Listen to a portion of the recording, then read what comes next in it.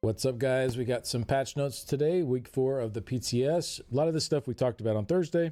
Go check out that video I posted a few days ago if you want to deep dive into that. So I'll kind of skim through. Won't really dig into those things, but there are a few things in here that we didn't talk about. New info, so I'd like to get into it. First off, the Undaunted Pledge Transmute Crystal improvements. Now, instead of, I think you had a range of like 2 to 10 that you could get for the DLC pledges, and it was always 2. Like, I always got 2. They've changed the DLCs to give you 5 for normal, 10 for vet, 15 for vet hard mode. So that's a pretty big improvement in my eyes. One thing to point out, they do give you the transmute crystals directly instead of a geode. So if you're capped, I think these might end up wasted, but so make sure you have some room for these before you go collect them. All right, for combat and abilities, they have some animation fixes here, some personality specific animation fixes there.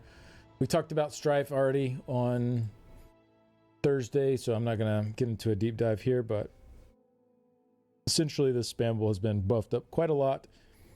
By itself, it will hit just shy of concealed weapons maximum damage.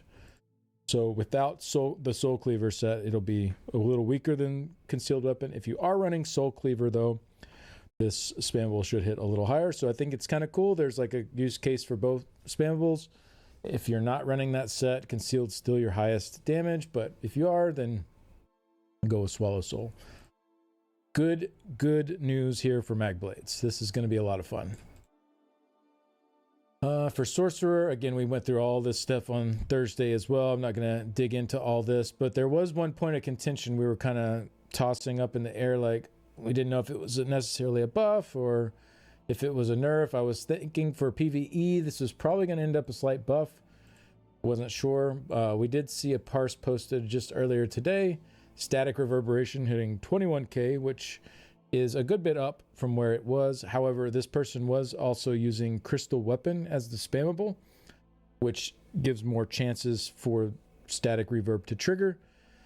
So with C-Frags, I imagine static reverb will still be up a little bit from before, but maybe not quite as high as it is here. So it looks like Crystal Weapon is probably slightly better morph now as well of the two, and static reverb kind of goes off in PvE. So it'll depend on the scenario though and your build, because it does just trigger off Sorc damage only now instead of any damage.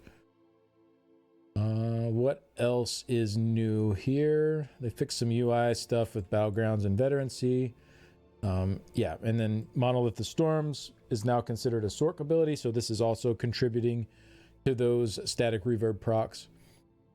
Mylene's Mooncaller, this set's cooldown could be ignored in some cases. There was like some double procking going on with this damage on the PTS, kind of like Null Arca used to have. I'm assuming that this is what they're talking about with this, and it won't do that anymore. And then Death Dealer's Fate was bugged. They fixed that. All right, so these are just some standard like mechanic and bug fixes for the new solo dungeons. I'm not going to go through all these, but this one is probably worth noting here. Per your feedback, we've adjusted the pulled punches misfortune to not exclude those who play exclusively with heavy attack builds. So previously, this misfortune in the new solo dungeons reduced your light and heavy attack damage down to 0, meaning that heavy attack builds essentially just couldn't take this, and light attack builds that were using sets that triggered from dealing damage with a light attack, those sets would not trigger because you dealt no damage with your light attacks. So they got rid of that. Instead, they made it so that all of your damage is reduced by 30%. So that's a lot of damage reduction.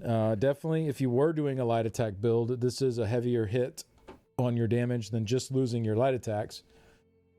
So we'll see how this feels. Gonna definitely make this a little bit more challenging, dealing less damage. But the nice thing is now all build types can participate. So I think it's a good change overall. What else? For Stone Garden, there's a weird bug where you could have Blood Rage persist on you, even in a different instance of the dungeon. So they fixed that. Lepsiclusa, here's a long time bug here. Fix an issue where only one player could earn the slowed not stopped achievement at a time. And the achievement now correctly states that your resources must be reduced to 30% or less rather than 25% or less in order to earn it. This was a really, really painful, annoying achievement for groups to try to get, considering you had to like have the killing blow on the boss with your resources at a certain amount or less while you had some certain effect from the boss on you at the same time. It was crazy. It was like you had to line all this stuff up, and then only the one person who got the killing blow actually got credit for the achievement. So you had to get that done with every group member. It was just a big nuisance. So I'm glad they have changed that. So hopefully it's a little easier for groups to get. Fixed with Basai and Rock Grove, causing a health and resource desync. And then finally, another long-term bug in Castle Thorn with Lady Thorn. The Bat Swarm's safe area could become visually desynced. This has now been fixed. A lot of people have run into this issue where the safe area is going around, but you can't actually see where the actual safe area is. You just kind of have to follow your group and pray for the best.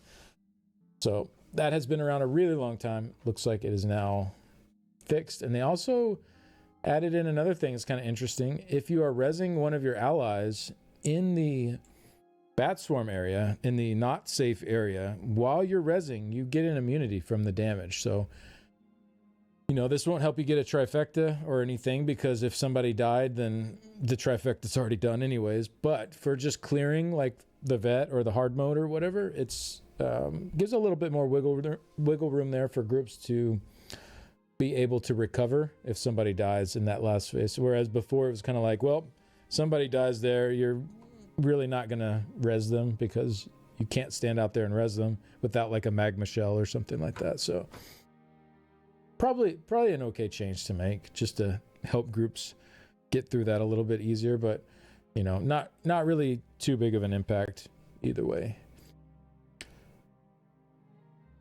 What else? Okay, some High Seas of Tamriel fixes, a bunch of Nowhere Vault fixes as well. They changed some of the rewards for the different chests. Obviously, we don't really know the original versions of those, or I don't really. I didn't pay attention. So these changes don't really mean much to me. This one will have overland set pieces and tradable antiquity leads. This one will just have different stuff from chest to chest, and then the Nowhere chest will have trial item set pieces, and also valuable crafting materials. So we'll see. And Azaz is not really known for their really juiced up rewards for things from different chests and boxes and whatnot, except for very particular events. So we'll see if these actually end up feeling pretty rewarding. I hope they do, but we'll check it out and see how it landed. What else do we have here? So there are some changes to the rewards for the solo dungeons as well. They've upped the amount of crests you get from doing it on the easiest mode to 50 instead of 10. So essentially there's a new vendor. There's a crest merchant now. So we have another new currency in the game. These crests, you get it from solo dungeons. There's different rewards you can get here for different prices with the crests. They just went through and adjusted some of the costs. Some of them more expensive, some of them cheaper. Probably fine overall. I don't really think I'm going to be farming 2 dungeons over and over for crests, but you know, down the road when let's say we have like 10 of these solo dungeons out, you know, we'll probably naturally have a bunch of these anyway to be able to buy stuff. That's how I'm looking at it anyways. And then yeah, I've just updated some references to class mastery, to class flourish, and I think that's about it. Oh, they did add an hourglass in the Nowhere Vault to reset it. So that's a new change as well. But yeah, that's those are the main changes. Not a whole lot this week. Next week will be the last week of the PTS changes, week 5. And then we wait about a month, about 4 weeks until this actually goes live. So that's it for this week. If you did want to deep dive into some of these class balance changes, again, I covered that in my video on Thursday, so make sure to check that one out. But that's it for this one. See you on the next time. Bye bye.